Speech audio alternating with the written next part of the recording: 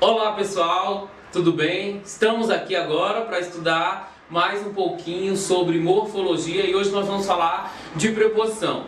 Na aula sobre verbo, eu falei um pouquinho sobre os verbos transitivos, direto e indireto, e falei que o transitivo indireto é o que pede preposição. E talvez você não soubesse um pouquinho de preposição para te dar aquele norte, né? Então vamos lá. Preposição. O que é preposição? É um termo que liga duas ou mais palavras e vai estabelecer entre essas uma relação de sentido ou de dependência. Compreendido? Então vamos lá para os exemplos. Casa de Luiz. Tá vendo que o de estabelece uma relação de uma ligação entre casa e Luiz, estabelecendo uma relação de posse? Porque a casa é de quem? De Luiz. Nós temos então a preposição de que faz essa ligaçãozinha entre casa e Luiz, estabelecendo esta relação de posse, certo? E outro exemplo que a gente tem é chegou com ela. Nós vamos ter aqui o com como preposição. E ele está estabelecendo uma relação de companhia entre o chegou e ela. Nós temos a preposição com que faz essa relação de companhia. E aí, tudo certo? Entendido? Então vamos agora falar que as preposições, elas se dividem em duas classificações. Nós temos as preposições essenciais e as preposições acidentais. Vamos lá, as preposições essenciais são aquelas que funcionam somente como preposições. São elas a, ante, após, até, com, contra, de, desde, entre, em, para, perante, por, sem, sob, sobre e trás. Alguns anos atrás eu fiz um cursinho e o professor me ensinou uma musiquinha interessante para a gente decorar essas preposições essenciais. Vou cantar ela aqui para você. Talvez você já tenha ouvido cantar aquela musiquinha pirulito que bate, bate, pirulito que já bateu. E aí ela fica nesse ritmo assim, ó. A, ante e após, até, com, contra, de, desde, em, entre, para, perante, por, sem, sob, sobre, trás. Viu como fica facinho de você decorar e não esquecer mais? Certo? Então vamos lá agora falar das preposições acidentais. São as palavras de outras classes gramaticais que em determinada situação elas funcionam como preposição, certo? Vamos lá para elas.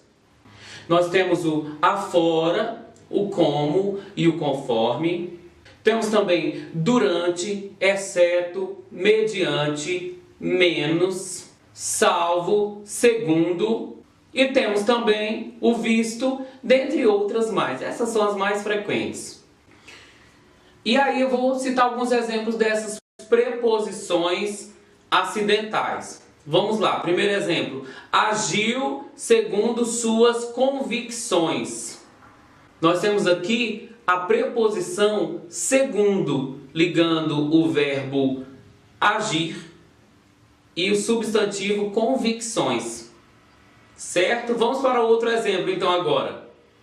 Ele foi o segundo aluno a entrar na sala.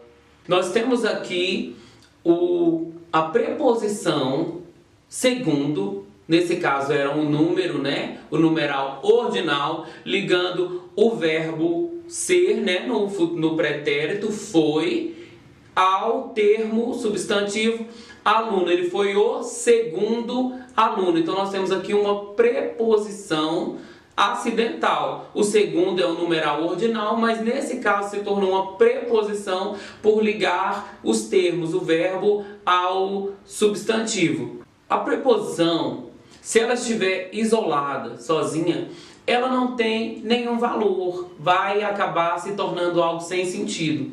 Mas ela, colocada dentro de um contexto, ela vai ter algumas classificações. Eu vou te falar agora quais são elas. Ela vai poder exercer a relação de lugar, de tempo, de modo, de distância, de causa, de companhia, de instrumento e também de finalidade.